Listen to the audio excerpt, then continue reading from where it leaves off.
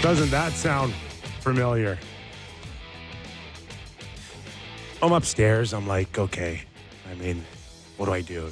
Shoot this show right out of a cannon, tell everybody how excited we are?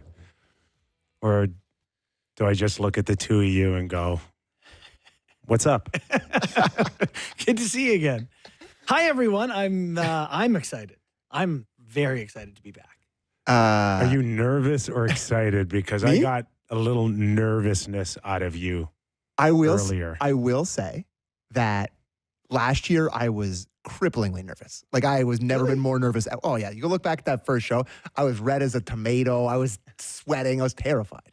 But now I was equally as nervous today. Were you really? Yeah, I was. First day of school vibes, I felt boys. the butterflies pulling into the underground parking. I felt it. It's been since July since we've talked to each other. A lot has happened. It's nice to see you guys. I'm home. We're excited. And it feels like a million years since our last show. And then I get here and it feels like I just left yesterday. Yeah, it's true. But I mean, listen, I was here. You guys went on your sabbatical, and I stayed here. So there you go. Well, you can tell us what's going on in baseball and basketball. We'll jump back into the hockey. It's hockey season. It is. So let's officially welcome everyone in to our fourth year edition of the Real Kyper and Bourne Show. Friendly reminder that in the first hour, we go all Leafs. Of course, that is on Sportsnet 590 The Fan, Sportsnet 360, and Sportsnet Plus. And then we go into our second hour, which goes nationally, and we do a broader scope of the National Hockey League. So keep in mind that at the top of the hour, we're going to welcome in Stanley Cup head coach Paul Maurice. Wow. A media darling who can replace us all tomorrow if he packs it in. Yeah. He's won a cup now. He may choose to. But awesome that we are all back together. That is awesome. It's get a tissue. Was that Paul Maurice? That was Paul Maurice. Good Good job. job. Yeah, that was good. Fourth year already. Yeah. I can't believe it. What have we learned in 4 years? Like, let's be honest. Like, I think at some point we know that to do a good show, you need hard work, dedication, and focus. And we know. Is that right? Nobody will find that here. I was gonna say, that's right? shocking That's not information. us. Right. But what are we? Unity, chemistry, great skill. We are providing insight, analysis, and the fan's voice, and layering that onto the reality show drama that is the Toronto Maple Leafs. I mean, we could be Okay. you could cut and paste all our shows from the start of every year. It's kind of the same thing, right? Like it's like, wow, they're different this year, but you know, it's been pretty We're the similar. same. So once again, Nick Kypreos, Justin Bourne, Sammy McKee. God, I've gone like 3 months without saying that. Sounds really good. Derek Brandeo, of course, right back at us, pushing all the right buttons. Jake the Snake Schultz around as well. So we got the band back together. We do. And that's really exciting. We have an unbelievable list of topics to get to. It turns out when you don't do a show for 3 months, you miss a few things. Which is, we should thank, Rogers for not dragging us in the first day of training camp. Honest to God. Because what you. we're able to do is establish all these amazing storylines, and there are a ton. Yep. Mm-hmm. And between now and July 2nd, we'll try to cover some of them. But it is like the news and information out there and the storylines, of course, with your Toronto Maple Leafs. It's where Should do we we do start? an overview? Where do you start when it comes to either where the Leafs are now or what we've seen since being eliminated by the Boston Bruins in Game 7? Fundamentally, Kip, is the question not, are they different? Is that not where you start? They have a brand new head coach, Craig Berube, takes over. Is that Okay. the biggest change? I think so. Yeah, I think so, because people were screaming for change. Us on this show at some point, much like what Blue Jay fans are probably going through right now. Yeah. They want heads to roll. They want someone to be held accountable. Did the Leafs do enough to hold or maintain some accountability without any major changes besides Sheldon Keefe? I guess what you're asking me is they didn't trade Mitch Marner. Is it enough without a major core change or Tavares for that matter, or whatever you think it could have been other than this? Is that substantial enough? Listen, I'm going to go ahead and put my head in the guillotine first and say, I think they're different enough. Wow. They've done everything to be as different as they possibly can without changing the actual thing that would make them different.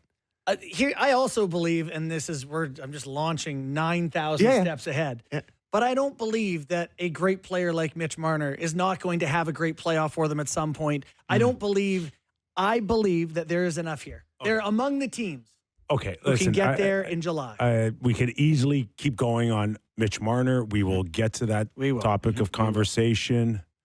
But let's start with initially what we talked about, Craig Berube and the feel and the change and how it will look with Craig Berube behind the bench compared to Sheldon Keefe. So the things you can expect is you can expect more north-south hockey, less east-west, puck possession, whatever. They're going to rim it some more. They're going to, dump it in a little bit more. They're going to check. That's going to be more of a priority. The other thing is player accountability, which Sheldon every year tried to make a thing, right? And I think we can anticipate seeing more of that, including from the core guys. And that's going to be the test early is when Matthews has a bad game, is there going to be repercussions or are they going to get 25 minutes still just because they're down a goal in a game? So we'll find out. I think the whole tone of the training camp has just felt so much different with him in charge. Like, I don't think you could picture a more different person from Sheldon Keefe than Craig Berube. Just in terms of, I've been keeping up with all what he's been saying, and it's not a ton of things, quite honestly. And we were famous for playing all Kyper's Clippers or whatever. And are they in trouble? Are my Kyper's Clippers in trouble? That's not for today.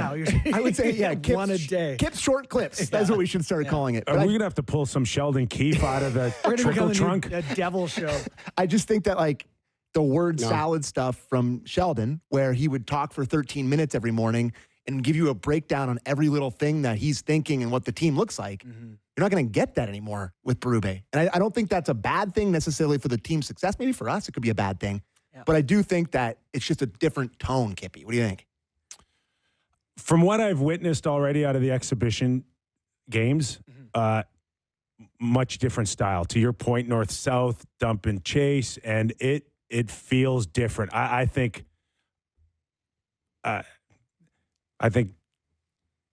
they're going to dummy it down for them, and to the point where sometimes it's not going to be very pretty. So and the other thing too is though, where is that fine line between dump and chase north and south? And I don't want to watch Mitch Marner go north and south and dump it in. I don't want to watch those Willie Nylander. Where is that fine line between letting them still do their thing while holding them accountable, but not stripping them down of that world-class talent? Well, and he is saying that he doesn't want to take the sticks out of their hands. He's saying that he wants to let them create and still have that flexibility. But it is a tough spot when you're the coach and you're saying to these guys, okay, make plays, do the skill things, but also don't make mistakes and keep it simple. You can't really have it both ways. So does that mean certain players are going to have different rules?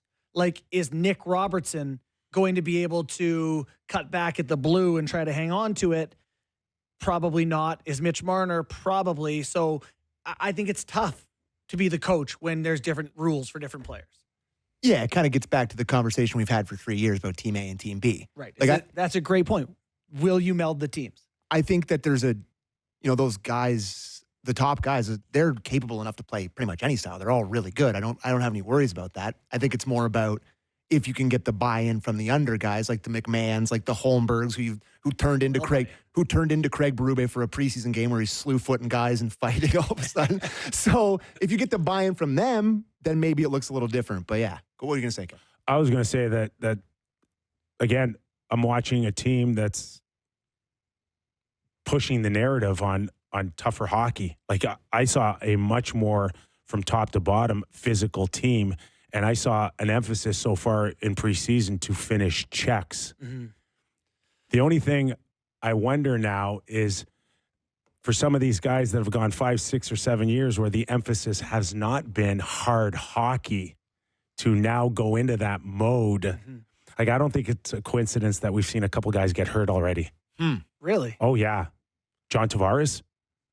I'm watching John Tavares play like he's out to prove something. Smart enough to know okay? he has to show the coach he can play a He's certain way. finishing checks harder than I've ever seen before, but he ends up getting hurt. And I'm wondering if this is the year where those bumps and bruises start really showing up with North and South. But is this not the year where you totally would be okay with that? Because if you look down the lineup, at the bottom, you got Lawrence, who you like, and Reeves, and Holmberg, and McMahon, and Camp. You have a laundry list of guys who will play physical. And if you incur an injury or two, that's all right. We got next man up here a little bit. I don't think they're going to ask Matthews to throw 200 hits. There's not suddenly. necessarily next man up if you can't kind of fill in and replace some of these guys that may be irreplaceable. And we know like Marner, Matthews, and But Nylander they're not going to ask not. Mitch to run into anyone. But Mitch will go out there and play harder because that's what's going to be asked. Mm-hmm. And he's not going to be one of those guys. Mitch Marner will not be one of those guys saying, okay, I'm going to watch everybody else do it and I'm not going to try to do it myself. And Tavares is in a position now where if he's going to be a third line centerman, he's got to reinvent himself. Mm-hmm. Yeah, our guy DA, we did a show with him the other day. He's never been a fan, if I'm not mistaken, not to put words in his mouth, of having the elite players on the penalty kill out there blocking shots, right? Remember when Tortorella tried to make the city block shots? I think Craig Berube is going to ask these guys, like the first penalty kill units was Matthews and Marner. Nylander went over the boards next. He also threw Reeves out there for a couple. Yeah, but and Tanev's out there, blocks a shot with his hand.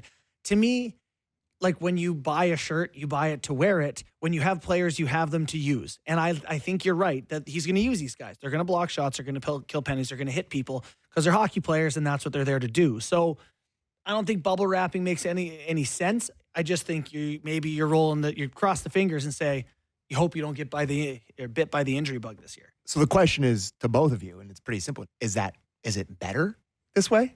Like, is this team the right match for that style? Like, Sheldon Keefe, we didn't love him, but The other style didn't work. I guess you got to try something else. But is it better? Yeah.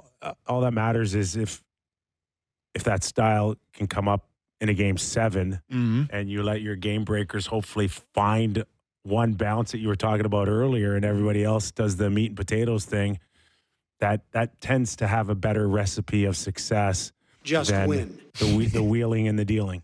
Game 7, Stanley Cup Finals, Florida Panthers score twice. 2-1 win. Reinhart shoots one in, Carter Verhaeghe shoots one in. You don't need to get 10, in those games. And they kept a 97 off the score sheet. Right. Every game in the first round for the Leafs was 2-1 or 3-2. They're all tight checking games. You you don't need 5 goals from these guys. You need 1 or 2 at the right moment. It's not that big of a difference. So I guess the question is, though, how do you find that offense? Yeah. Because they haven't done that in the postseason. How do you find that offense while playing this way? This is Berube's challenge. How do you allow them to create while still saying, go run into people? Pressure on guys like Matthew Nyes, who's 230 pounds and playing on the top line. Yeah. Listen, we can go anywhere moving forward here. Marner. Got to go Marner. Got to go Marner. You do? 100%. Sure. I spent the whole last season trying to not do that. Let's just go back from what happened after Game 7 to today. So Time. Are you surprised where the situation has landed less than a week opening game Wednesday night? No, I'm not surprised. The more I have thought about the Mitch Marner situation, and like a lot of people who cover the Toronto Maple Leafs, know I'm going to have to talk about it, have tried to write about it, and the more I think about it, if they were going to do something, they missed the window. And once you get to this point, Mitch Marner is an exceptional talent. He kills penalties. He gets Selke votes. He gets 100 points. He gets He's never got 100 points. He gets railroaded in this town. He's never got 100 Come points. on. Boys, he's never got 100 points. All right. We can't say he's got 100 Come on. points. He's never got 100 points. He gets hammered He gets in hammered. this town. So, There's some reason he should, but he's an elite player, and not many teams have a guy like him. And so you can't just say, we'll play with the string and let him leave. He'll leave. He will definitely leave. yes. He's too good. You can't trade him. You can't let him leave. To me, I think you say, I believe that this guy's going to figure it out in the playoffs at some point, and I think you got to pay him. I think I'm pretty surprised that we're heading into the regular season or just heading into the season with Mitch Marner still in the lease. I would say that the smoke at the end of last year was way more than in years past. No, like I felt like it was the worst it ever was. Yes, You're hard pressed to get a guy in the prime of his career who's a legit 100-point guy. And let's face it, Who's never scored 100 he points. is. He's a legit 100-point guy. 27 years old. And he had no support at the end of the year, right? No comment, either no comment or, it was not, we're going to try to sign him. Every superstar we're going to try to sign him. We want him back. I mean, he didn't get any of that. They were mad at him. He let him down, they felt. They were mad at him. You had just mentioned just seconds ago that they may have missed their window to trade him. I don't think they missed it. I just think that there was no window when it came down to it. You want to make calls. Of course, he's got his no move and he has the final say. But was there anything that you think that they brought him? You think about a move? About a move? No. And what team would trade for a guy without knowing for sure that he would resign? Well, I mean, teams take that chance, right? They trade for elite talents and hope they can get. They do at the trade deadline, but they don't do it a year before and give up the farm. It just felt like before he had the chance, that before the full no trade kicked in, was their only window. That would have been it. And then the other option is to make life so miserable for him that he doesn't want to be here and it's not fun, which, I already have people messaging me about the thing I just said about him, about how it's your worst take ever. About just paying him? About paying and keeping Marner, because people have seen enough in the postseason of this group falling short, and they just don't believe. They don't believe he can pull through. I'm surprised at the lack of, I thought this was going to be way more of a circus with him going into this training camp and the questions surrounding him. And he addressed it right off the top at his media day thing, said that he wasn't going to take it. The questions on his contract, addressed it right off the top, said that he loved being a Leaf, said all the right things. But I just feel like it hasn't, have you been fielding questions every day about Marner's contract? The Willie thing last year versus it this year feels like night and day in terms of how much it's talked about. You got to realize, too, that people are basing that we've seen this movie before. This is Willie all over again, right? Yeah. Trade him, don't trade him, don't give in, too much, not enough. But he ended up signing when, right? February, January? Really? It was pretty shortly after that Sweden trip, wasn't it? It was around January. This is going to take the exact same path, okay? If you had a chance, even if they had a chance to sign him right now, you would never do it. Why? Why? Because you're damned if you do, you're damned if you don't. You don't have to, first of all, you don't have to sign him, right? And if you did, how much of a bump up is he going to get? How much of a pay cut do you want him to take? There's no benefit. People would sit there and go, you didn't even watch October or November. But you know what he's going to do. We all know what he's going to do. He's going to have a 110-point pace. Then you make a tough decision. Then you have to make a tough decision. They did the same thing for Willie. They shopped Willie this time last year. They shopped him, and then they came back. He got shot out of a cannon. Willie, they're like, right? Earn it, Willie. He was like, okay, you want me to try? And he did. Oh, yeah. He was on pace for 127 points. So when he signed him, it was like you had to sign him. Come January, Mitch is on a 120-point pace, and then you may have to make a hard decision. But Kip, if he's on an 80-point pace and you offer him 10-5, he's not going to sign it. He's not going to sign it. Right? So if he's not playing well, he's not going to sign. If he's playing too well, you don't want to pay him 12 or 12 and a half or something crazy. Do you think he's going to stay? on a long-term deal? I think, hold on, Kip is going to beat us down all year long and walk him to UFA. No, I'm not. You're going to hold I'm his not. hand to the finish line. Listen, there's too many. We are back. There's too many unknowns right now. I want to see him and Craig Berube together. Okay, I want to see what kind of goaltending the Leafs get. I want to see what kind of captain Matthews ends up being this year. I want to see it.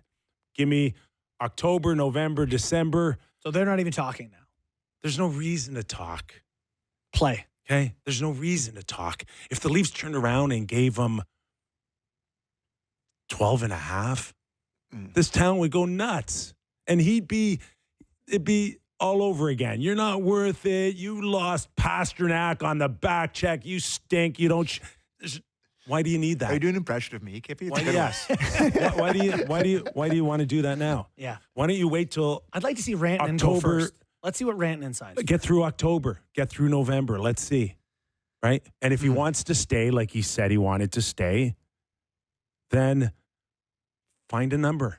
This is part of walking him to UFA. Keep the noise quiet until it's late. But what's the number, in your opinion, Kip, that's not going to piss everybody off? Is there a number, or is the relationship too frayed that no matter what the number is? Okay, let's get with he could score 70 or 80 points. Uh-huh. He ain't taking a pay cut. So he's at 10-9 now. I'm fine with that. Okay? Yeah, totally fine with that. Yeah. So he's going to take a raise. The question is how big? Like, are you okay with him ending up being between Willie's 11.5 and Austin's 13.25? 13.25? I mean, yes, if it's below 12, that's between. Yeah, if it's 11.6, I'm thrilled. I don't know.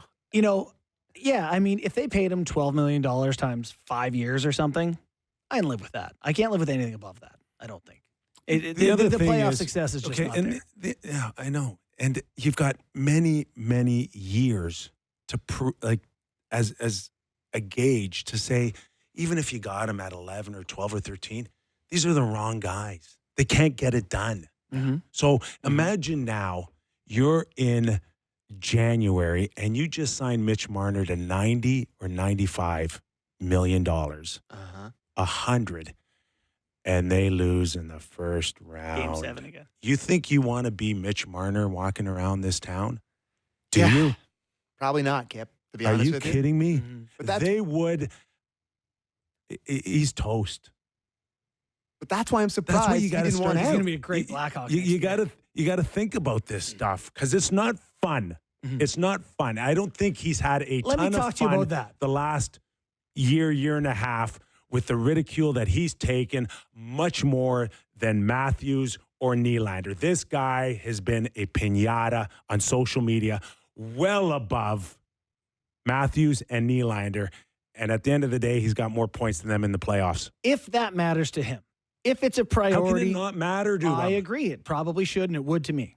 If it matters to him, is it not logical to say, maybe don't squeeze the team for every damn nickel you can, and maybe try to be a part of a solution? Yeah.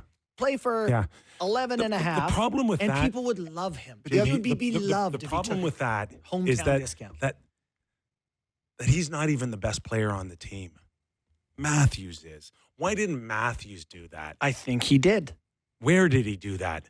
He's the highest paid guy until next year. Draisaitl a minute later signed for $1 million more a year. But he's not. Draisaitl's kicks in next year at $14 million when the cap could go up to $95, $100 million. When Okay? he'll be making 30. But not only did Matthews insist on being the highest paid guy in the league, he's not even signing 8 years. That guy wants shorter so he can go back and get more money quicker. Mitch should too. They all should. But if the head doesn't do it, then what do you think the rest of the troops are going to think? I think there's a case to be made that, you know, Matthews is $2 million more per year than Marner in value. I think there's a case to be made that he didn't take the most he could. He's the highest paid. Until Okay? everyone He's the else highest paid. signs. Yeah. I mean, Draisaitl just got more than him, and Matthews is a better hockey player than Draisaitl. Draisaitl just took every damn penny he could, right? Like 14 for 8 is a massive You number can for say him. he's a better regular season For player. sure. He's not a better player than Draisaitl from start to the end of the year with playoff games. I mean, the Oilers get Draisaitl shows up in the playoffs. Matthews hasn't shown up in the playoffs. Performer. Well, yeah, the Oilers get 2 first-round buys, and they play the Kings every year and the Canucks every year. They don't have to play in the best division in the sport every year. So there's a bit of a difference there. Boo-hoo. Oh, well, I mean, the Kings, they play the Kings, or beat them like a drum and get 40 points every series against them. Okay, and not to throw it off topic here, but, you got Sid Crosby, okay? I think it's ridiculous that he did not get a raise. You do? I do think it's ridiculous. Hey, Dubas won $8.8. a negotiation. I think It's on fire. it's embarrassing of our league to have a system where this guy has done what he's done, still scoring 90 points amongst the best players in the game, and he can't get a raise. Standing ovation for that take. Totally agree. Embarrassing. Totally. But he comes across as a hero because he wants to he give deserves the team. to come across as a hero. Listen, he's Sid Crosby. I love him. He's the Nothing best. against him, but the perception is, why wouldn't Mitch do a thing like that? And it's like, well, he's at the top. Right. Okay. When the guy at the top does it, then nobody underneath can claim different. But when Matthews is at the top of the Leafs and he doesn't do it, then Mitch doesn't do it, then Willie doesn't do it, and then there's just that domino effect that's been around for like 7 years. Well, it started didn't it start with Tavares? Would it be impossible for him to have his own personality and decision making and choose to play for a fair or even discounted deal? Like, because Matthews did it, he has to. Maybe he should watch his own bobber and not worry so much about Matthews all the time. And That's not the way years it ago, works. wanting the captaincy, wanting the bonuses, wanting to be Matthews. Not the way it works, though. You know that. I don't know if I I think, So- yeah. So it's whether or not now Marner's in a position where, is there a comfort zone? Are the fans backing him off? Or, is there a good feel? Like when Nylander signed, there was a good feeling. The Leafs were hot. He was in Sweden scoring these OT winners. OT winners. Shirtless. And, They paid him at the absolute peak of his powers. he's wearing He also got his white term, undershirt. dollars, no trade. Every single thing. Yeah, he got it So all.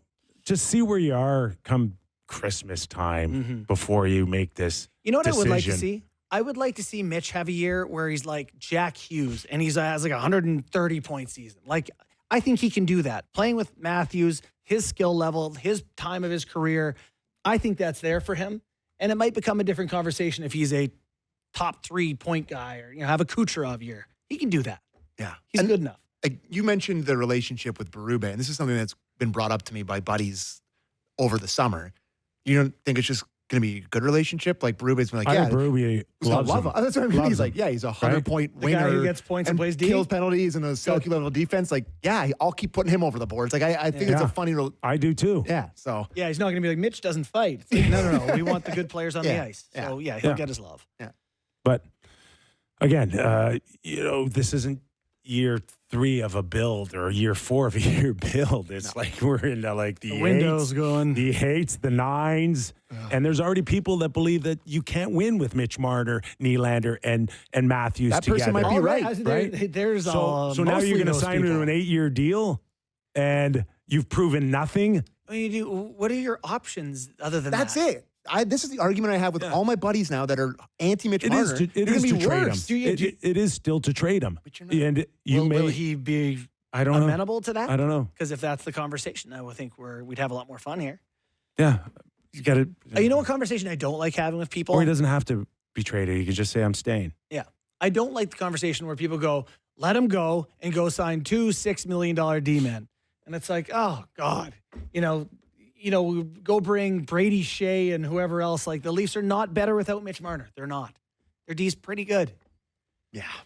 The bigger point there is look at UFAD every year and tell me the 2 guys who replace Mitch Marner for the same salary. I agree. It's not there. I agree. Not even close to there. I agree. We're all agreeing that he should stay. It's not a hot start for us. It's a great start. No, I'm not convinced that this group could win as is. No, you're not. No, I mean, I think you'd. What do you mean? So you think I think They're going to do it, I but think you're there's not- still I think the jury's out, and I want to watch and see what kind of goaltending support that they get and I like this team? how things kind of shake out here. But I mean, to me, that core group doesn't deserve the benefit of the doubt. That's fine, but I think this is a better team. I actually think it's a significantly better team than they've had for the regular season going into the year. And I think if they can win a division and set themselves up to play whatever, the Kings or whatever, a wild card team, which it can change the conversation. Talking layups in first rounds, it's, they had the Columbus Blue Jackets and the Montreal Canadiens a couple times that were supposed to be layups, so we maybe shouldn't talk about that, but I'll take my chances against for sure. Last year's Washington Capitals, who were awful. I know we're back because for the 4th consecutive year, you've started a show with if. Correct. Yeah, there's a lot of ifs. That's all there is on day one. If. 4 years doing the Real Kyper and Bourne show. I haven't got a clue when we're going to commercial break right now. We could go right now if you want. We go right now. You're the producer. Yeah, let's hit the break, Kippy. Throw it to break, you're a professional broadcaster. Okay, what else are we going to get into? Really. What's next? What about Nick Robertson next? Nick Robertson? You want to do that How next? about Willie at center? Yeah, New captain. Willie at center. New captain. This is the most predictable thing ever that we were like, we got all these things to talk to. And they scream about Marner. Okay, let's take a deep breath. Just look around the room. We're back. Yep. More Real Kyper after the break. Nick Kypreos, JB, Sammy, back in a familiar spot here on the Real Kyper and Bourne show. Just a note, too, if you can't catch us live, you can download our podcast from any of your major platforms and also YouTube. We're going as back well. up again. The YouTube. The YouTubes. Yes, we're on YouTube again. And also, I have some preseason tickets to give away. So hold on a second here. All right. The 24-25 NHL season is just around the corner, which means you can catch your Maple Leafs in preseason action on Saturday, October 5th. The Leafs take on the Detroit Red Wings at Scotiabank Arena, and we are giving away a pair of tickets. To enter for a chance to win these tickets, text today's code word, Nylander, to 590-590. Standard message and date rates may apply. Data rates may apply.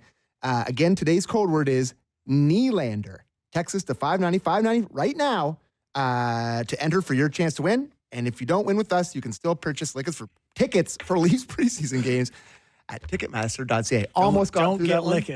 Almost got through that one. I'm rusty first day, but yeah, Nylander, 590-590. Buddy, this is when do we open up? Next Wednesday? The 9th. 9th, my birthday.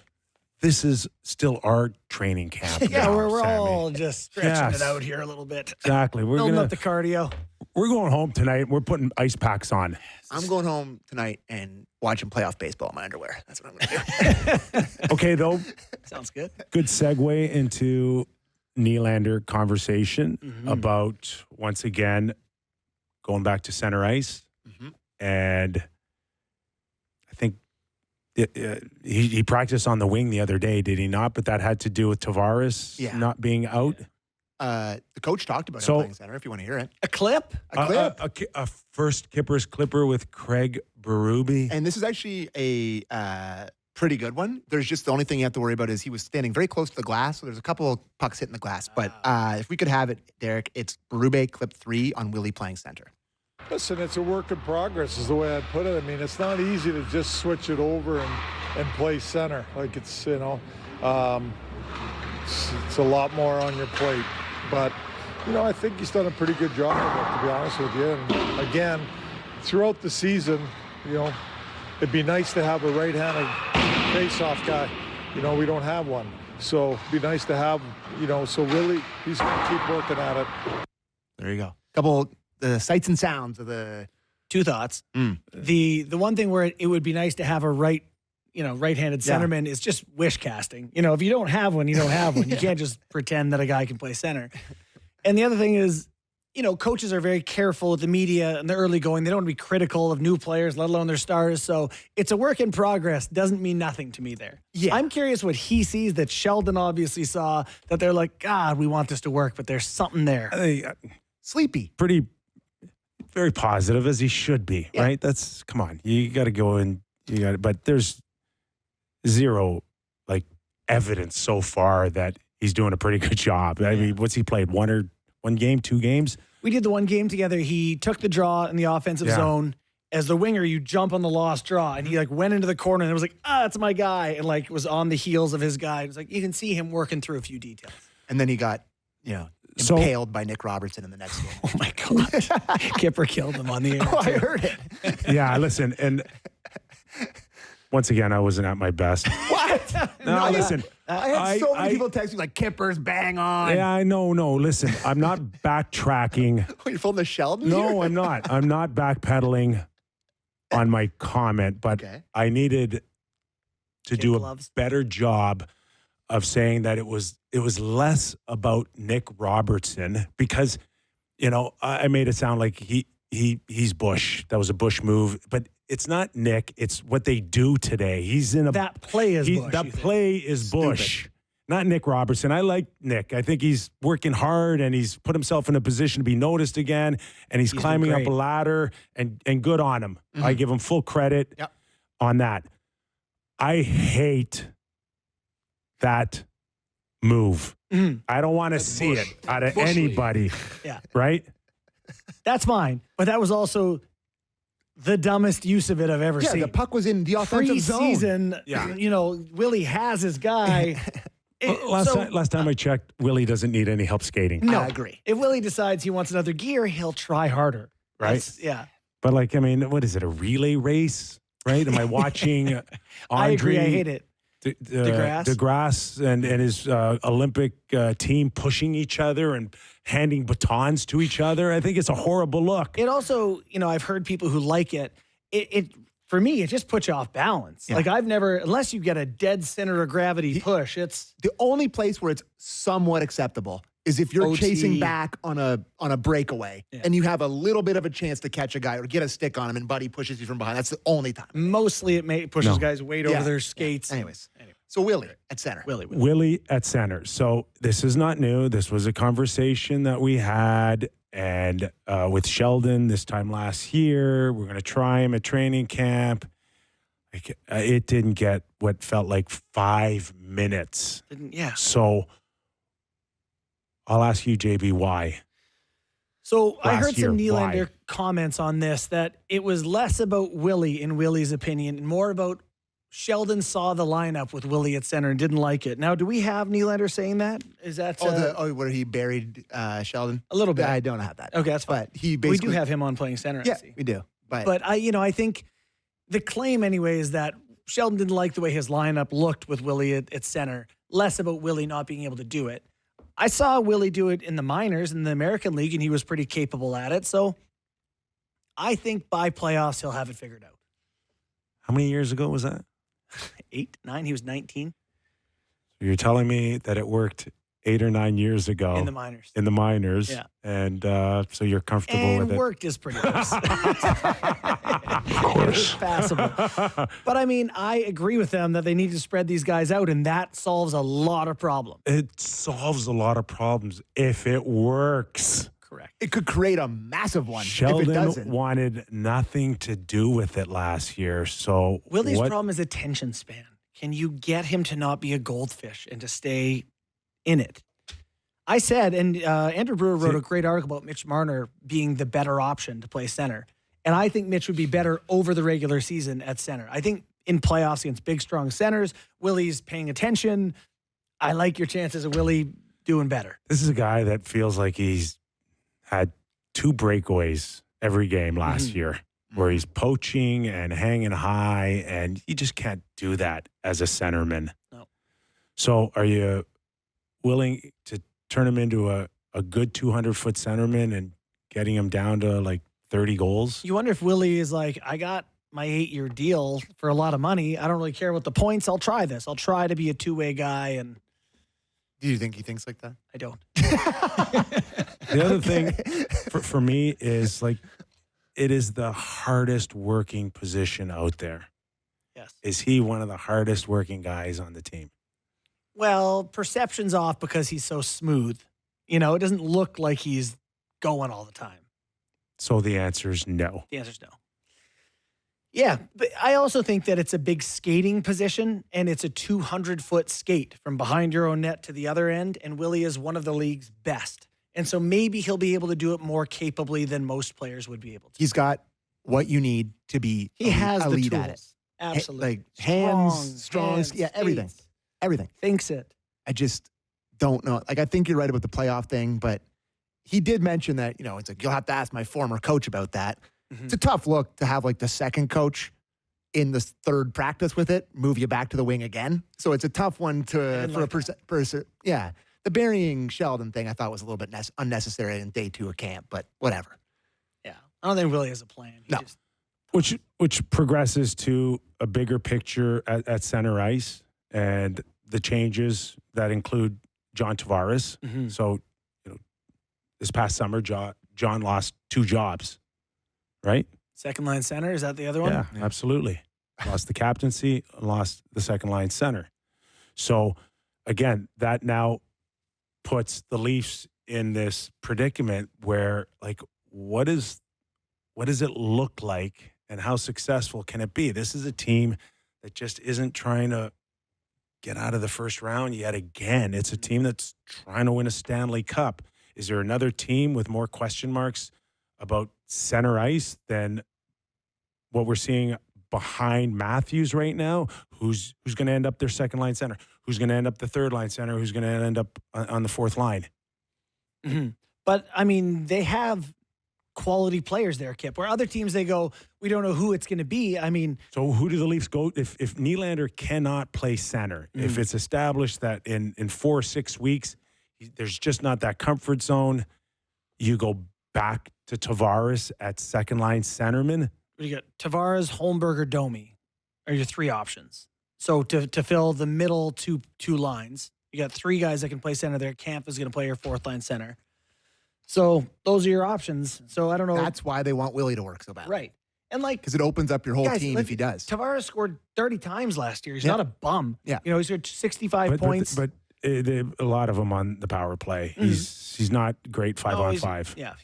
His line has not been able to outscore second lines so far, which is why they're trying this. So, God, if he's your third line center, you feel pretty good about it. And the other question, too, is Kampf. Like, right now, I can't believe how much I hear his name. Watch the games, people. What? Oh, interesting. I love Camp. Camp he does everything the Leafs need and don't have. Too much money. That's a fair point. You Makes don't too watch much the money. game very By well? like $500,000. No, it's 2 He's 2.5. 4 or 2.5. Something like that. 2-4. 2-4 For 4 years. 2 more years at 2-4. After this. The question is, He's 29. can Holmberg do what Camp does at $850,000 cheaper? He's just not as big to me. So who's not as? Holmberg isn't as big as Camp. Are you nuts? Holmberg's a mule. Well, Holmberg's, he's a tank. He's a mule. He's a fire hydrant. But to me, Camp is that like rangy, sticking lanes, defending, diligent. Like Holmberg's fine. But I think Camp is an impactful player on the defensive side of the puck, and the Leafs don't have anyone like him. But the other thing is, at least he's a natural centerman. He's a centerman. Right? He wins. Willie's draws, not he kills right now penalties, established as a natural centerman. Max in and out, not overly natural. No. He's it. He's it. And Tavares, right? So, I don't know. Is insurance right now? There doesn't seem to be a salary cap crunch going into the season because no, there's not because they got the guys on long term. Yeah, they're going to LTIR guys. Dewar's going to go long term. Hawk and Patu. And so there's a window there where they don't have to make harsh decisions right now. They could sneak it in by waiving Timmins and keeping Rafai as their 7th D, I think is the math on that. Yeah. So there are ways to keep everyone here, which is encouraging, but we'll see how that plays out in terms of who they're actually going to use. Pacioretty, Tavares seems to be the start of what they think might be a third line. Who does that include? Does that include Nick Robertson? Why do they like the Pacioretty-Tavares combo? What am I missing there? So I'm writing an article for tomorrow on Nick Robertson, and this guy is going to score goals in this league. So are they going to be just the may fools? not do it with the Leafs. Like they need to keep kept. They JB, where are they going to play him, and where is he going to get his ice time to score? Like, he looks good on a bad team, but he can't find enough room here. He hasn't in the past. You're going to play him the same way that you've played him before. Is Berube now going to take away some of the big boys' ice time to fit Nick Robertson in more? Is that what you see? Because there is a possibility that he may not want to depend on his big stars as much as Sheldon. Mm-hmm. He does roll 4 more. Last year, Nick Robertson played 57 games and 11 minutes and 23 seconds per game. The only Leaf who played less minutes per game was Ryan Reeves than Nick Robertson. Still scored 14 times. You guys know he can shoot it in the net if given opportunities. They don't score enough in the playoffs. I know he's smaller and you worry about him in the postseason. This, to me, is a guy who is going to score 25 goals at least. One day. This year. For the San Jose Sharks. Wow. Yeah. I mean, if he got opportunity on Columbus or a team like that, I'll take the under on that. That's probably the better bet. But I'm making a bold prediction here. And I think if he gets some power play time and gets to play, Max Domi is not a lock at left wing to me beside Willie Nylander or whoever you think is going to be there. I think there's more opportunity for Nick Robertson here, and I think he can score this year. And I think if they let him go to keep the final year of Pacioretty's career, coming off a year where he scored 4 and 47, they would regret it. I think they're going to give Pacioretty a fair start, and if it doesn't work out, I think they punt very fast on Pacioretty. So that's why you can't get rid of a name like that. Why? Minors. No, I mean, you try to move him. Maybe someone claims him off waivers, but I mean, it'd have to be a really rough start for that to happen, and then maybe open up some room for Nick. Yeah, that would open up a winger spot. That seems to be where the battle is. Pacioretty scored 2 and 1 in the first game, and I didn't think he was very good. He tipped one in, and he shot one through the goalie's crest. And everyone's like, he looks. I'm less sold on that. So we'll see. Do we think there's a reason he scored 4 and 47 last year? I think probably some pretty obvious reasons. Yeah, age, pace, 2 Achilles injuries. Don't love the way he gives the puck up. He's been a great player, and maybe he can find it again. But I think I'd rather have Robertson be the trigger guy. Does it look weird seeing 67 in the blue and white? What do you think about 67 as a number being worn by someone on the Leafs? I think this is my area of expertise. You swivel around here, Sammy. You think Canadian fans get a chuckle out of that? I think if there's anything that's going to exercise the demons, it's a former Habs captain wearing number 67 for the Toronto Maple Leafs. Wow. Yeah. It's a positive. I didn't think you would see it as a positive. It can't get any more of a meme than that. Really? So, it's as bad as it could be. So maybe that'll exercise some kind of demon. I saw him. He had some quote where he said his kids say it's the best of jerseys ever looked on him or something like that. Sure. And I was just like, don't say that. You have a whole career as a Canadian. Well, you try to get that PTO'd into a real contract. I get it. Yeah. Don't do that. He's a Canadian. He is, but I think it's when you're a team that can't get a big goal ever in the playoffs. Yeah. When there's a guy that scored 350 goals in his career. That's a guy that maybe you can shoot one in the net in a big game. I don't know. Yeah. That's probably what they're thinking. Right. They haven't had the most success in recent years. Bringing in the former Thorntons, great players the who haven't won cups. Marlows, That's Simmons. Wayne Simmons, and the list goes on and on. Simmons had a cup, right? No. But I mean, it's if he doesn't start well, then you got to seriously consider giving it to a younger player, right? I mean, but then that's when you worry trading Robertson away to keep him, and then Pacioretty is not good. You just got to see if Robertson can do it in the league, and if not, then you can move on from him and trade him to whichever non-playoff team needs a scorer. But you got to give him a chance. Oh, they've given him some chances. Not enough. Okay. was that a fast hour or what? Is that it? That's it. Is it already? Oh my God. Well, do not go away because we have got the National Hour kicking in with Paul Maurice. You're not going to want to miss that. Also, we'll give you, has there been a Patrik Laine update at all? No. Okay, I got one for you guys. Oh. Yeah. All right. Okay. Stay tuned. Stay tuned. We didn't even get to McCabe's potential contract extension. We didn't even talk about the goalies. Wow. Plenty more. When we return, we go national on the Real Kyper and Bourne Show. Let's welcome everybody back in to the National Hour of the Real Kyper and Bourne Show. We are live on Sportsnet 650 in Vancouver, Sportsnet 960 in Calgary, and of course on Sportsnet as well. The Kypreos, Justin Bourne, Sammy McKee. This hour of Real Kyper and Bourne brought to you by Bet365. In a few minutes, we'll welcome in Stanley Cup winning coach Paul Maurice. What kind of summer did he have, boys? Probably Sammy- an awesome one. Sammy loves talking to the coach of other teams who are better than the Leafs in the division. I don't talk to them, so I don't have to say anything. Loves when we have Cooper on. Yeah, loves yeah, when we have Maurice on. Nothing I love more. How bad are they going to be? The first question, like, Ooh, Florida. bad. Buddy, they're still drunk. Yes. You think they're going to come out slow? Yes, it's going to be. How can they not come out slow?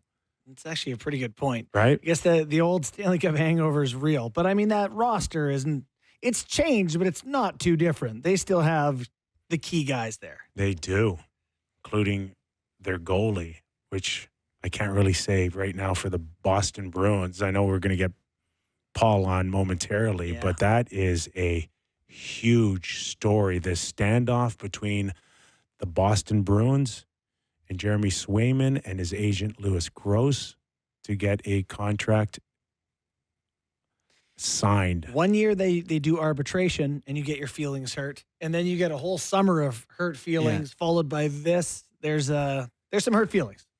All right, let's welcome him in now. I tried to get him on the program after he won the Stanley Cup, and he said, sure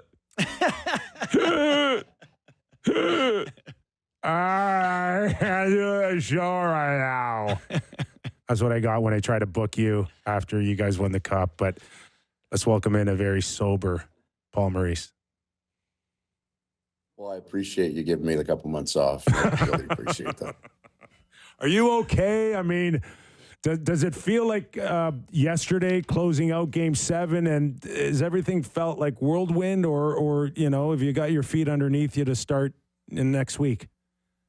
Yeah, I mean, it was a dream week. I mean, we won it. We didn't have anything planned, and that was wonderful. The guys stayed in the locker room the whole night and just celebrated, and then they disappear. As you know, the players take off. We had the parade, free agency the next day. That was a Monday, I believe, and all the flights were booked. So it was kind of over really quickly, and got to this wonderful, peaceful summer. I mean, we head up to Lake of the Woods, and we had about 5 or 6 weeks there that it was really, really quiet, and it was needed, and the rest was great. I think probably about the first week in August, I kind of turned to my wife and said, all right, I'm ready to go back. Let's get her going. So we ended up back at the end of August, and everybody came back in, and they found a way to train and work hard because they came back with better numbers than they had last year at this time, and now we're back at it. It was a short summer, certainly by duration, but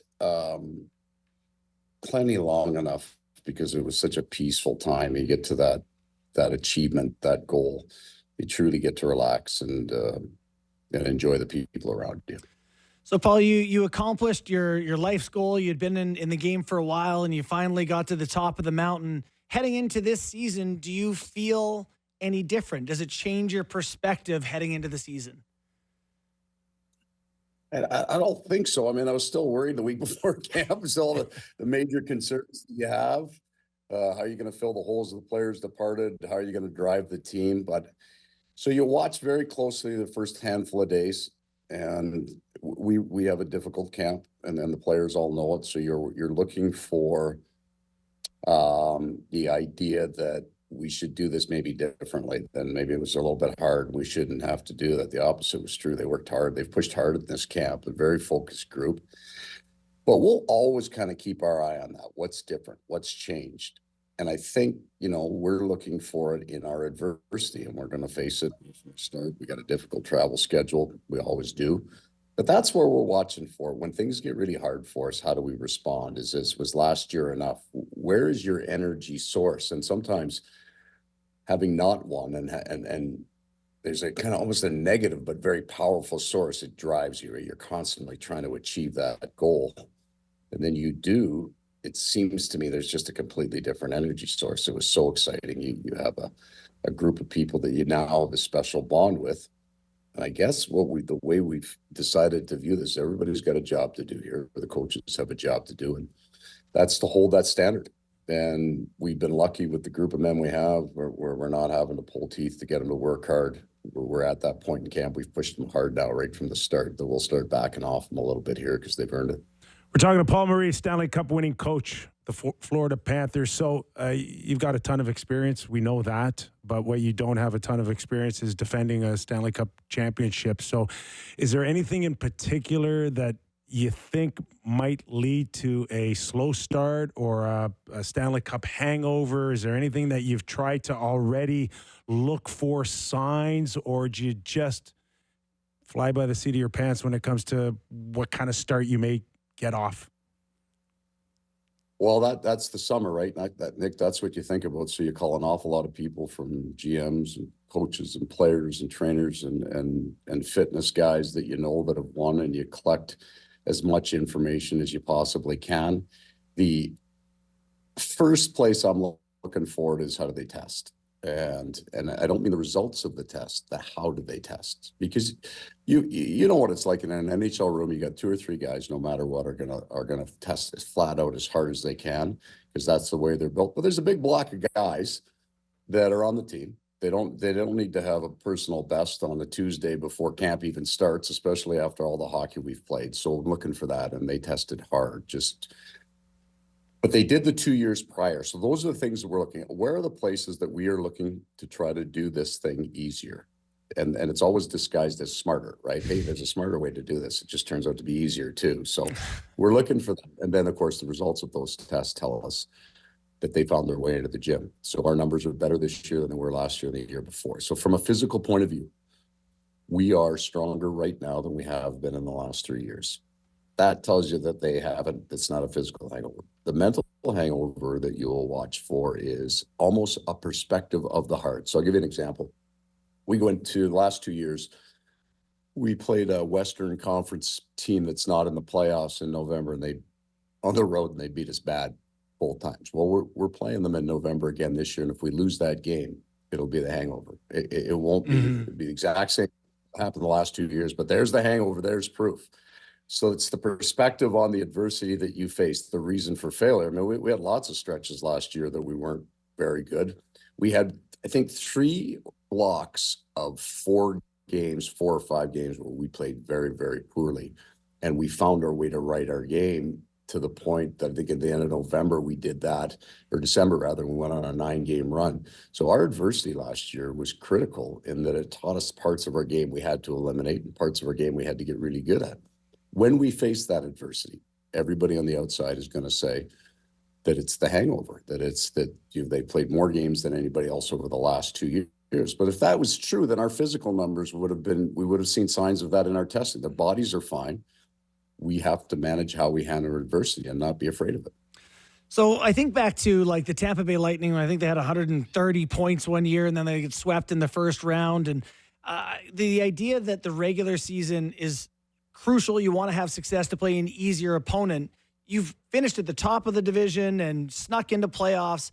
How does it change when you face that adversity versus when you actually win it and have an easier opponent heading into that first round series? Like, because let's say you guys are great this year, Paul, you're not going to go throw some games so you can have adversity.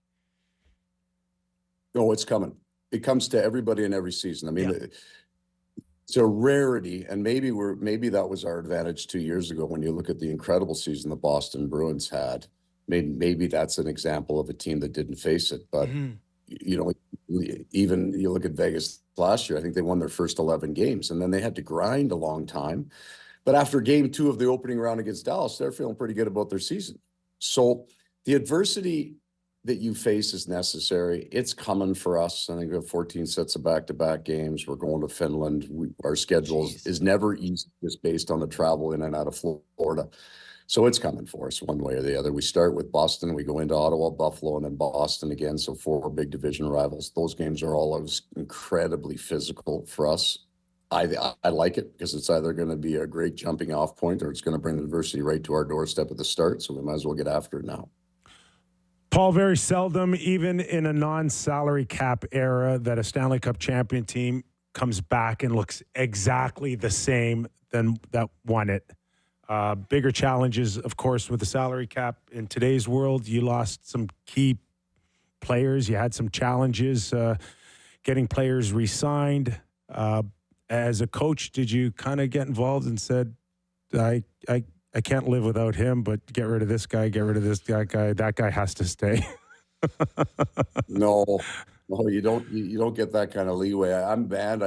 When I was walking out before we left July 2nd, all the pro scouts were in for free agency, and I just said, no matter what, don't listen to me, because the 4 guys we signed in the summer month in, I was trying to figure out what I was going to do with them, and then by the end of it, they were some of our best players in the final. So I'm not a pro scout. I've got an idea of what we want. You know what an advantage maybe I have is when I started. And we were in Carolina all those years, and this is pre-cap era. I mean, we would play teams that would be $30 and $40 million over us. You know, you think of the Rangers and Toronto in those times. We didn't have any of those throwaway players. We had to work with everybody that we had. We're at a point now, and this is a really good place to be. Our core has been very solid. There hasn't been that much movement in our core, but when you bring in guys like Stanley and Lomberg and Cousins and Lorenz, you know, these guys have really big years for us. They're going to get paid somewhere else. And that's the attraction of coming to play for us right now, that Barkov's in the middle and you've got Bennett and you got Lundell. So we're going to have a pretty powerful forward group. If you come here, you're going to have an opportunity to be seen and play well. So we know that that's the side we're in. Just one thought on like Montour and Oliver Ekman-Larsson. I mean, very important pieces last year. How do you fill the void of those guys gone? Over the course of the season, and the first part is internally with what we have. So last year when Montour and Ekblad were out for the first 16 to 20 games of our season, we had Josh Mahura, who's now moved on, and Uvis Balinskis played, and we were a good hockey team. And Uvis Balinskis is back, and his name doesn't get out there. We've added Nate Schmidt and Adam Boquist. Those defensemen right there are the guys that are on that list to fill that void. We have our younger players. When you look at Lusteron and Lundell, possibly Mackie Samoskevich, our younger players are going to be better players this than they were last year. And I would like to think at the third year in your program, you're farther along in the game that you play. We play an awful lot of tight, hard games, and that was true in the playoffs. And I think that really hit home for me when you come back and you do the video the next year to prep for the number of games that were so close and so tight. And it was one play in the third period that broke the game loose. And that was true for 2 months. So our expectation then is not that we won the Stanley Cup and it's going to look any different. We got to get it right back to that grind, to that tight game, and the 2-1 final game. That mentality is us. We believe we have the players to do it, even when we've had injuries.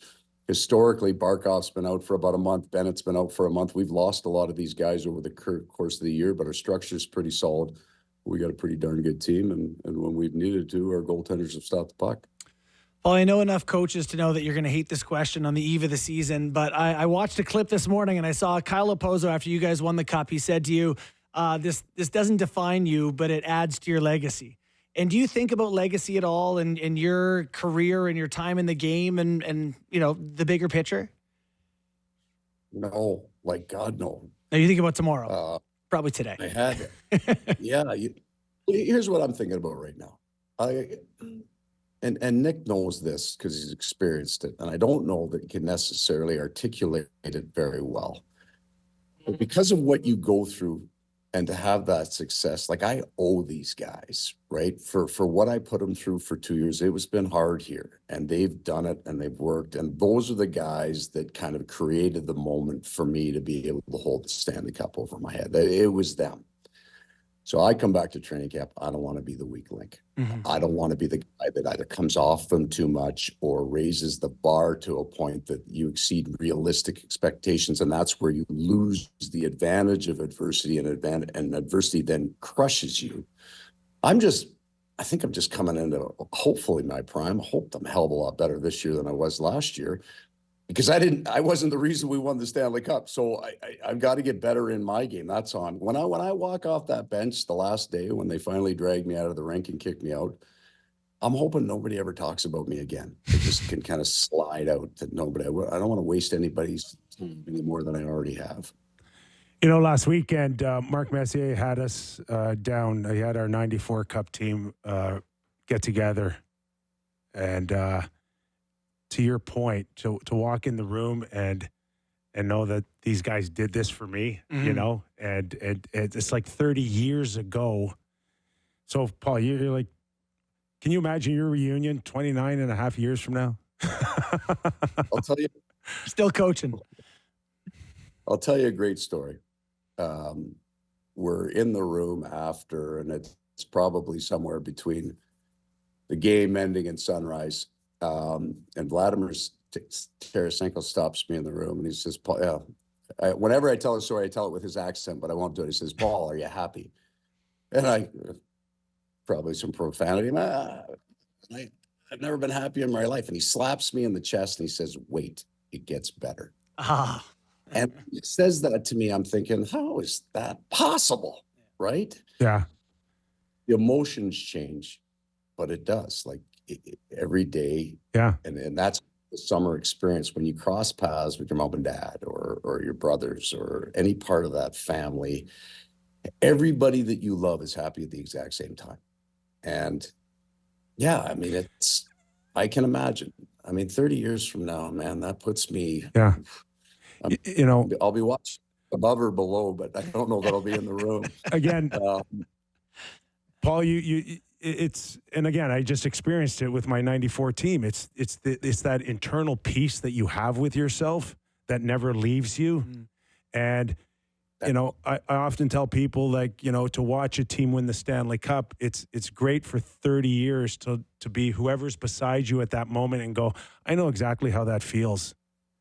And you can't articulate it. You can't, but you use that word peace, Nick.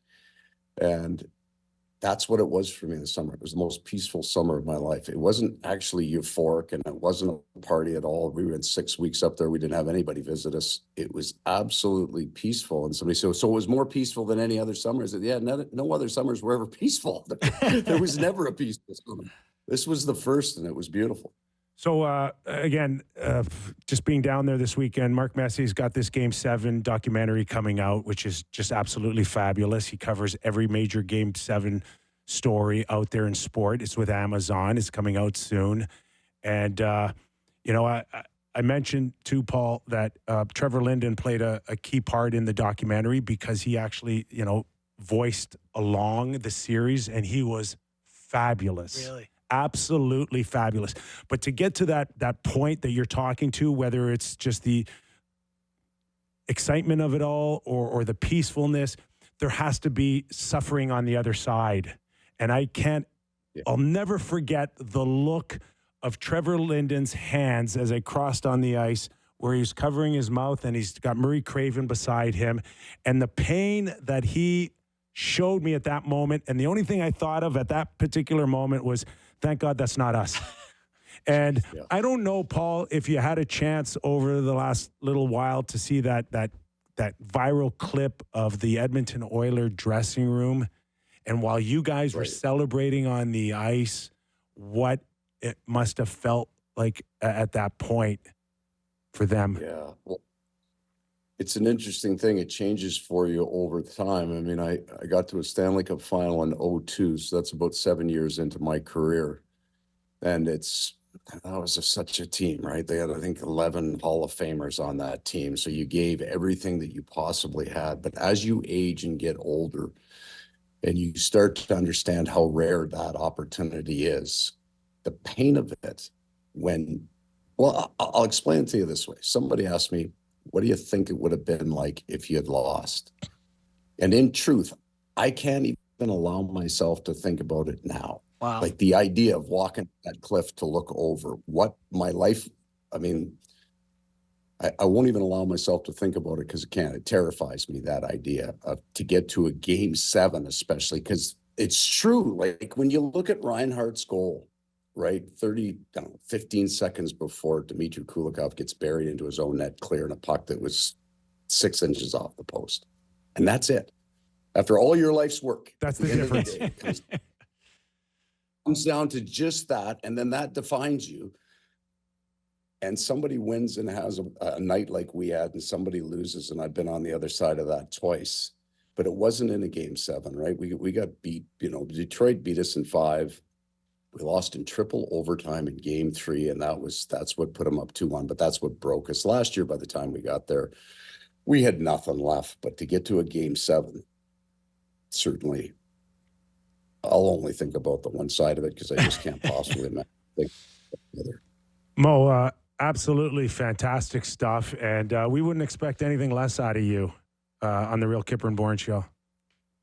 Well, thanks for having me, guys. I appreciate, and truly, you know what? I appreciate the summer off. And all joking aside, Nick reached out and said, "Hey, I don't expect you to do this, but if you want to come on," and I took 2 months off of everything, and I really appreciated that. But it's good chatting with you guys again. So thanks for having me. We appreciate it. Well deserved, my friend. Well deserved, and good luck to start the season, man. Thanks, guys. Thanks so much. That is Stanley Cup champion Paul Maurice. I mean, that was a really great conversation about setting the stakes for the season, how it affects the lives of people who get it done. Sammy, you okay with that? Listen, For our first show? and everybody thought that the Oilers were doing it, myself included. And they play great in Game 7. Panthers, they win. But I thought that stuck out to me, how much the genuine terror in his voice when talking about that. Can't even allow myself. Can't even go there. So I mentioned to Paul briefly about the clip that went viral about the Oilers in the dressing room. Oh, Okay. And I do have an appreciation for the thirst to see behind the scenes stuff. And again, Amazon's going to be front and center with all of it soon. Like, I understand it, but there's a part of me that just hates it. Hates it. I just think that scene in the dressing room between Connor, his teammates, Zach Hyman, should just be between them. Interesting. I don't like that, this is a place where their sanctuary is the room, just them. Let them have their peace. Let them just be them. Why do we always have to have an audience for everything? I hate it. I'm torn on this one. I hate on it. this one, Kip, because there's no intimacy anymore just for the players. Everything has to be a show. it is literally a show. It is an entertainment product to make money for businessmen. Well, that just sucks. It does because suck. it's totally just, sucks. I don't like it. It's just leave them alone. Where is some privacy for you? Didn't earn the right to be in that room. How's that? Amazon fans, you didn't earn the right. Listen, I agree with you. I actually agree with you. I think having that clip from a fan's perspective is a once-in-a-lifetime thing, and the chilling, just a picture of them hearing him announced as the Conn Smythe winner in the background and the looks on their faces, like that's something that we should not be privy to. No, I completely agree. No. I think this is a great take. There is something intimate about it where I don't even feel like I can look directly at it. No, I could barely watch Clearly it. isn't for me, I could barely watch it. but this is reality TV. Sports are just that now. It's, people want this stuff. F1, Listen, we're PGA, they want to be in your kitchen, your literal kitchen. The problem is it gets to the point where it's now manufactured, and now you question, is this for you? Better. And so there's value in hey. bringing that to them. Buy a T-shirt. Okay. Keep Pelly. Sell another jersey. What a disrespectful Okay. line that Okay. is. I will say, watching that clip that we were talking about, I've had a lot of bad takes in my life, like tons, every day, really. Loads. But I think my take of saying that Connor McDavid should have come out to get the Conn Smythe after watching that is my least favorite take of all time. It was never good, that take. No, it was awful. It was horrible. And now I watch that, I'm like, of course he wasn't going to come out. He couldn't lose his legs. Yeah. Like he couldn't stand up. So anyways, that's, I can't wait for the documentary, but man, it's going to be good. Oh yeah. Through my fingers. Will we have as much content out of that as we did out of that first one? We Which stretched carried the us. Leafs one for 3 years. So Yeah. Okay, do we want to take a break because we've got Well, we should do game time and then we'll hit a break. Swayman news, we got Yeah. Patrik Laine news, so We'll do a quick game time we'll do here. a quick, okay, and of 'Cause- course this hour of Real Kyper and Bourne brought to you by Bet365. What do you got for us, Sammy? Well, it's game time, presented by Bet365. Visit the app for latest odds and find out why it's never ordinary at Bet365. Must be 19 plus. Ontario only. Please play responsibly. Now, I just brought this up because, it's our first show, so I thought I should look at who's going to win the cup in a bunch of months. So the favorites, I put them on the lineup, so I don't get to ask you who you think the favorite is. But the favorite is the Edmonton Oilers at plus 800, 8-1. The next one that is stunning to me and is terrifying for every single Leaf fan listening to this. Bet365 thinks the second favorite to win the Stanley Cup is Sheldon Keefe's New Jersey Devils at 9-1. Is that surprising to you? At 81 points. They got a goalie, right? 2 goalies. Well, they got goalies. That's big. But the biggest thing is they had no Dougie Hamilton last year, no Jack Hughes. So you get those 2 guys back. And then they added Brett Pesce on the back end, Brendan Dillon on the back end, Markstrom. Like, they're way better. And the Metro is pretty weak. So, yeah, I think they're the faves there. Pressure on Sheldon. Yep. Don't blow it. Absolutely can't wait for them to win the East and the Leafs to be the 8th seed and play Sheldon Keefe in the first round. Going to be really fun as a Leaf fan. The next ones here are Panthers 10-1, Stars 10-1, Avalanche 11-1, Rangers 13-1, and your Toronto Maple Leafs coming in at 14-1. Same as the Canucks. Same as the Canucks. And the Golden Knights are the next one at 16-1. That's the first time in a while that the Leafs have not been right up there. I think the last couple of years they've been in this range. Think so? I do. Yeah. I think they've. I think they've been in top 5. You think? Yeah, the Okay. last few years. So- I think they've had top 5 ratings the last few years. This is the first time I've heard them. At least I remember them this low. I'm not going to tell you what to do with your money, but I would not bet on the Toronto Maple Leafs to win the Cup at 14-1. That would be my advice. But anyways, that was Game Time presented by Bet365. Visit the app for latest odds. Find out why it's never ordinary at Bet365. Must be 19 plus. Ontario only. Please play responsibly. Happy to have Bet365. Yeah, thanks for coming back. Bet365. Okay, let's take a quick break, and when we return, we'll get into the Swayman news and how ugly this is and where do we see it going. That and Patrik Laine. More when we return to Real Kyper and Bourne. All right, as promised on the Real Kyper and Bourne show, Sammy, what are you hearing on Patrik Laine? No surgery, right? Yeah, I wouldn't say I'm hearing that. I'm saying I'm reading that from the Montreal Canadiens X account. Yes. He has a sprain to his left knee and that will not require surgery. His rehabilitation period is expected to be from 2 to 3 months. Ugh.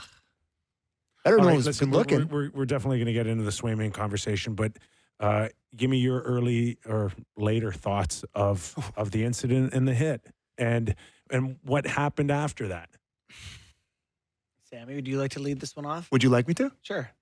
I think that, is it Pear, the guy that did it, the Probably Leafs guy? Paré. Pear. Hadn't really heard of him much before that game. I thought it was an unfortunate play. I think he did have his knee out. I don't think he stuck it out. I think his knee was out. It made contact knee to knee, regardless of how that happens usually in the NHL. It's looked upon as dirty. I think there's been lots of bang-bang plays that have been looked upon as dirty. I thought he probably should have fought Jack-Eye, even though that's a scary thing. And I think Jack-Eye probably should have got suspended for a game. How's that sound? Okay. Is that a fair surmise? Put a bow on that, Yeah, I yeah. think. If we go back to Morgan Riley taking issues on the empty net in Ottawa last year, Jack-Eye's pummeling of the kid was just as bad or worse, wasn't it? Definitely worse. Definitely worse. So how do you kind of, what's the difference? You wanted someone to go Morgan Riley, Jack-Eye? No, I'm asking you in terms of the punishment fitting the crime. Yeah. No, I think that is a brutal play. Chasing around an unwilling participant and beating him mercilessly. For the most part, like, you just took out their $9 million player. Like, what do you expect? And I don't think Jack-Eye's unjustified in seeking retribution there. That's what I would I agree. didn't think the hit was that bad. I thought the kid was planted and trying to get a piece of him. You know, I didn't think it was that bad. But you know the way those work. Every knee on knee that we ever talk about is dirty. You're on the hook. It's, it's tough to. That was really unfortunate, and I hate it for Laine, too. who I was really rooting for this year. Me too. Coming back from some challenges, and this is tough. So you think you should have got suspended then? No, listen. I think reasonable. I think it was. I think the league looks at it and says, "No, you just took out their major player. He's gone for 3 months, and him wanting retribution is justified." And they backed off a harsh message. That's what I think happened. The Department of Player Safety, the actual message, like their mission statement, one of them is preserving the physical, emotional nature of the game. So they didn't like the Morgan Riley empty net, but they like the, hey, you took out their top player, Well, they'd rather and you you should fight be than ready. You should be ready. Here's what I'll say. Like, if the situation was reversed and it was Xhekaj was on the Leafs, he would have been kicked out of the league. Oh, my God. Listen, Come on. I don't buy into any Leaf conspiracy theory Doesn't crap. sound like it. I really don't. There's so much crap out there about Leafs conspiracy theories, but Patrik hates the Leafs. There's no question. Like, I don't know what else to tell you. Like, it's just, I'll say it. You guys don't have to say it. He does not. Like, he treated Spezza like he was a 10-year enforcer that had been suspended 4 times for kneeing somebody in the head. Like, 6 games for cross-checking a guy for slapping a shot in the net. This guy literally chased around another guy and beat him in the head with no gloves on. Should have fought him. No question should have fought him. Should have just stood in there and take your beating. But he mercilessly, like you said, beat a man on the ice. He should have been suspended for a couple games. And Kypreos, when he looks at the Leafs, he looks at it differently. I'll say it. You don't have to. Hates the Leafs. Love it. There you go. Sorry, national audience. They had to deal with that, but it's the truth. So I like to have that side represented of the debate. Listen, That's good. I hate Nia. Like, as a player, Nothing worse. I valued my Praise knees like I valued my planted there. eyes. Yeah. Like, if someone goes after my knees, I your can career. go squirrely. It's agree. it's a career ender. Yeah. Right? Potential. But Career ender. So do you think he extended a leg to get a piece of him? I kind of thought he was planted. he and- was standing still. You're Yeah. a defenseman. You're standing still at the blue line. like, I know. Like, you really shouldn't be just standing there. No, it's not great. Right? It's not great. Of course, your thought is Craig Berube wants hard hockey, and it's I like, got to get a piece of this gotta guy get a piece who's of cut him. So I'm inside gonna and- I'm gonna get a knee. Well, and he Now- kind of already had his leg out, so he's kind of leaned on. I don't If know. in a perfect world, which we're not in, No. I'd be as hard on knee as I would headshots. Mhm. Like, let's get knee on knee out of the game. But guess what? You can't. You can't. It's impossible. Yeah. So there's going to be that gray area where you question, was it dirty or was it not dirty? And we're just going to have to move on with life with it. Agreed. And in this case, Kypreos was in a situation where they gave him the benefit of the doubt. But I get the reaction for sure, you know. But, you know, it's exhibition, which really bothers a lot of people. Like, you got F1 cars out there, and then you got, like, you know, Don Valley Parkway drivers out there too. Like, you know, it's not perfect. No, it's not. And you end up with stuff like this, and that's unfortunate. I think what Xhekaj was mad at, he's very justified in being mad. And I think that, you know, probably should have just stood in there for his licking. But I don't think you get to do what Xhekaj did. I agree. But I also think for a guy like Xhekaj, you're seeking moments to show what you can do and what you can bring to the team. And that's a moment where it's like, oh, this is me. This is where they need me to do this. And so I have no problem with him doing it. But yeah, probably a game or two wouldn't hurt there. Okay. Story everyone's talking about Let's right do it. now. Yep. Boston Bruins goaltending situation where they made a key decision to move on from Allmark. They traded their leverage because they had to. And now they're in a situation where they can't get their number one goaltender, Jeremy Swayman, signed, which led to a press conference where Cam Neely. Do we have the soundbite? We do have the soundbite. All right, let's go to it. Since you say you were surprised, Cam, can you share any of the specifics here, be it what his ask is in terms of dollars or term? Well, I don't want to get into the weeds with what his ask is, but I know that I have 64 million reasons why I'd be playing right now. Ooh. Okay. First thoughts, JB, you go first. My first thoughts are that's a conscious decision to put out there what is on the table and to put the pressure, the public pressure on the goaltender. So people go, wait, he's not signing 8x8. Who does he think he is? This is a conscious decision, not a spur of the moment thing. Surprised that he said that. I am too. People don't love it. I wouldn't. I mean, if I'm. And I also think Swayman's been through arbitration, and now he's kind of been publicly embarrassed here. And I think that that's probably not great for their relationship, and that's might cost Boston some more money. If I'm Louis Gross, I am beside myself mad. Yeah, my first thought is don't negotiate through the media. Mm-hmm. That's my first thought, which I was really surprised that they wanted to throw that out there, which It he must did. be very frustrating. News is filtering, I'm sure, from the Swayman side that and Louis Gross has gone on record. It's not $64 million, which means It was that probably 62. 62 and a half. Yeah, right? it's Ballpark. They get to say it was never They get offered to when say. they know they could get there. Yeah, exactly. Yeah. So Do you want me to read the statement? yeah, From Louis Gross? yeah, for sure. From Louis Gross, who represents Jeremy Swayman. Normally, I do not release statements or discuss negotiations through the media. However, in this case, I feel I need to defend my client. At today's press conference, $64 million was referenced. This was the first time that number was discussed in our negotiations. Like you said, it was probably 62. This was the first time those were discussed in our negotiations. Prior to the press conference, no offer was made reaching that level. We are extremely disappointed. This was not fair to Jeremy.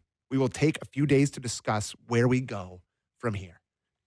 Boy, So- I couldn't love this more. Allmark has a no trade that was going to kick in before he got dealt. They had to move him while they could. Ottawa was on his list, I think, and they moved him before his no trade kicked in. So they had no leverage with Swayman at that point. And Swayman was one of the best goaltenders in the league for 2 years in a row now, statistically. You got to pay the guy. Hasn't been the number one guy on his own, though. Hasn't shown that he can play 55 and do it. I don't think he played that much last Yeah, year. the biggest issue I think is that he's so young and relatively When he's an RFA. inexperienced when it comes to a contract of that magnitude. Yeah. Right? They're scared that he's 25 and he hasn't proven a lot over a longer stretch of time. So they're not sure still.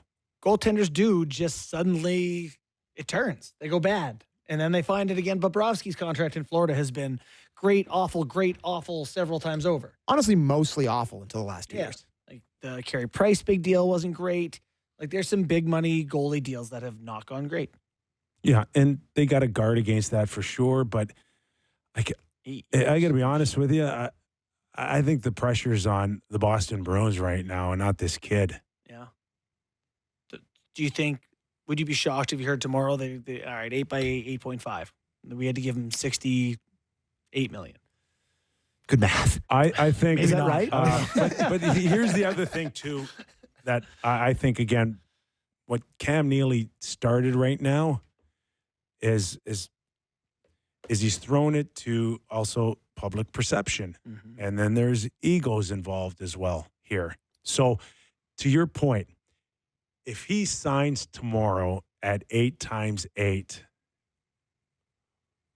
does Cam Neely look like a genius because he smoked out the deal through the media?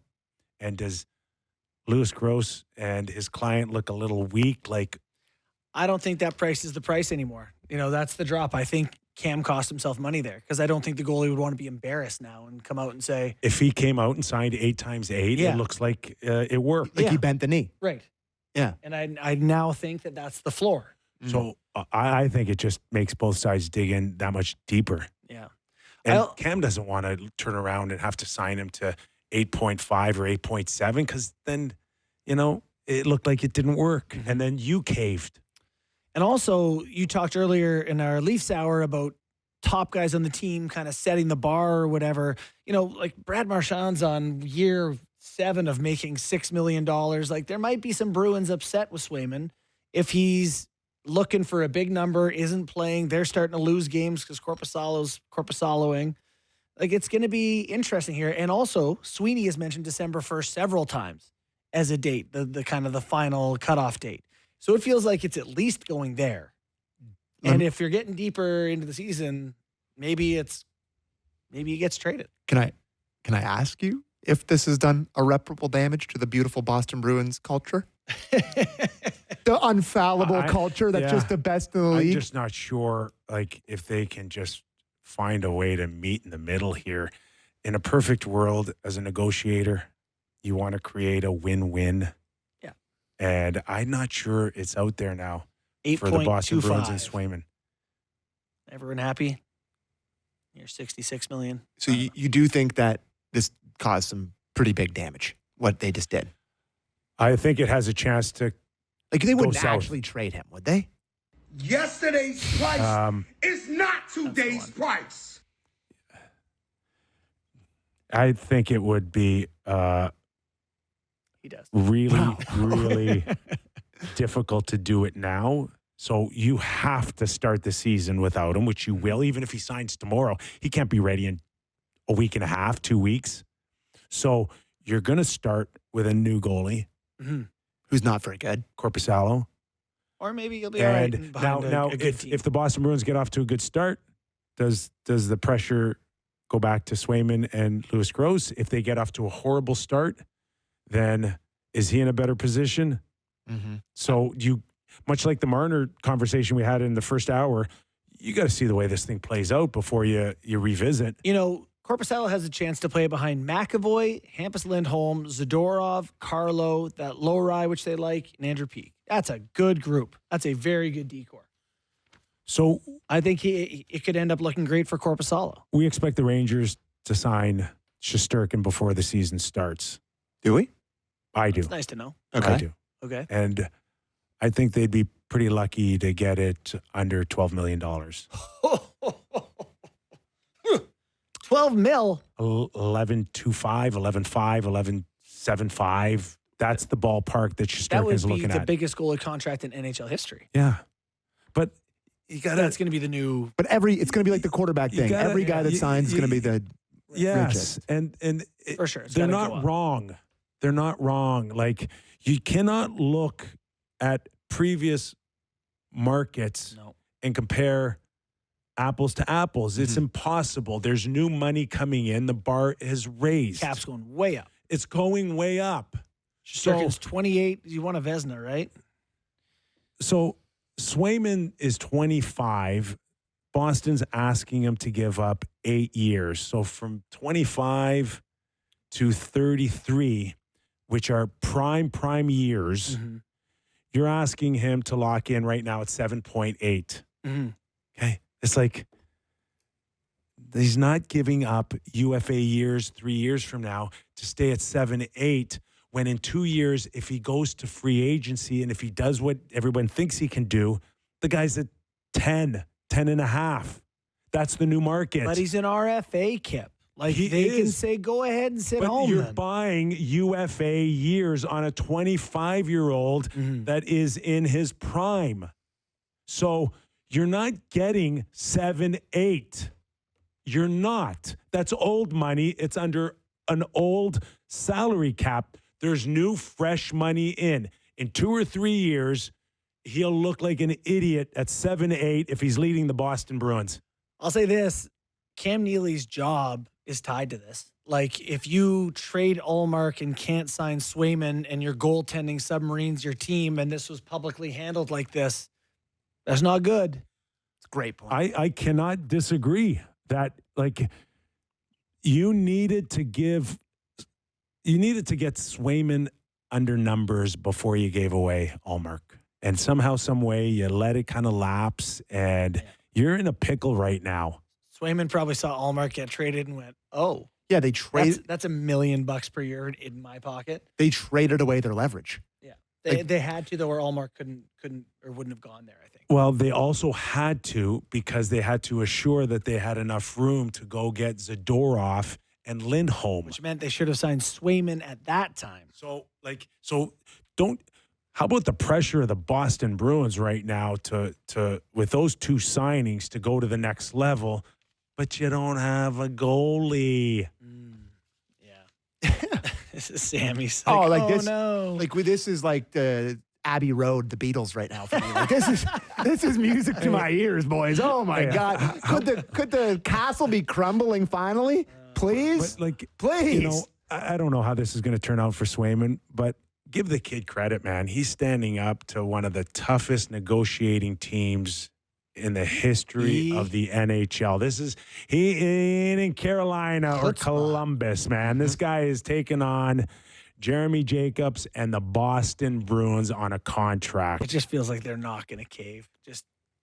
those guys, those personalities. Can't see Like, Cam Neely being like, sorry. I'm loving the makeup of this guy that much more. Yeah. That he's rolling the dice. He's Alaskan. These Alaskans. Confident guy. They're tough-minded, boy. At to watch Not it. shocked. Like he's the one, Playoffs last there's year. a lot of guys that would cave, but I don't get the sense that this guy is one of them. I'd have crumbled like a dry sandcastle by now. Yeah, oh yeah. Good for him. 7-8 sounds great. Sounds great, sir. Yeah.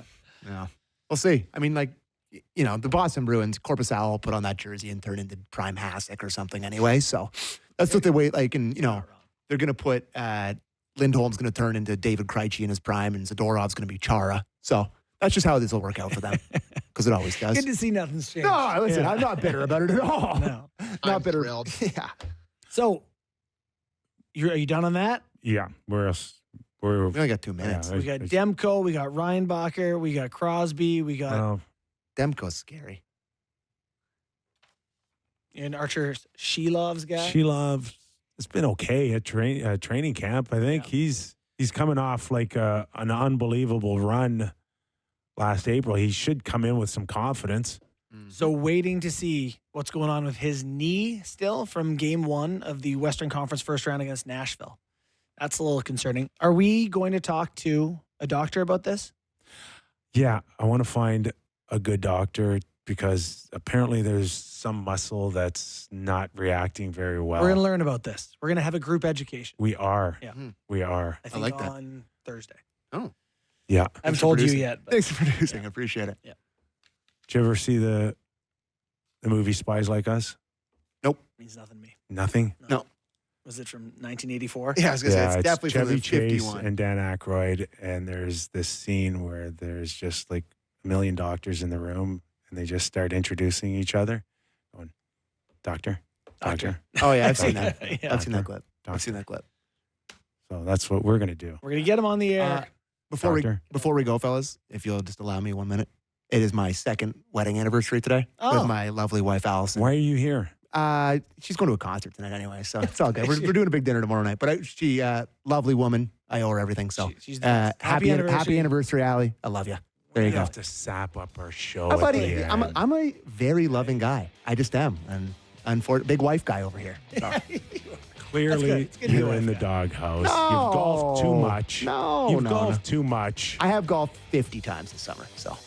And I heard you were at Toronto golfing. Oh, yeah, with Yes. Elvis. Yeah, Yeah. in flip-flops and yellow toenails. That's the report I got on Sammy. Hey, that's what they say about me, buddy. Flip-flops and yellow toenails. I'll put that on my tombstone, fella. All right, pretty good warm-up. Good show. I don't know about that. What? It's training camp. Like most shows, we've solved nothing. Hey, you know what? Get better every day. I don't think the show sucked as bad as I thought it would. All right, we're just warming up here on the Real Kyper and Bourne Show. Stick around till July 2nd. We'll keep it real for you. Have a great night, everybody.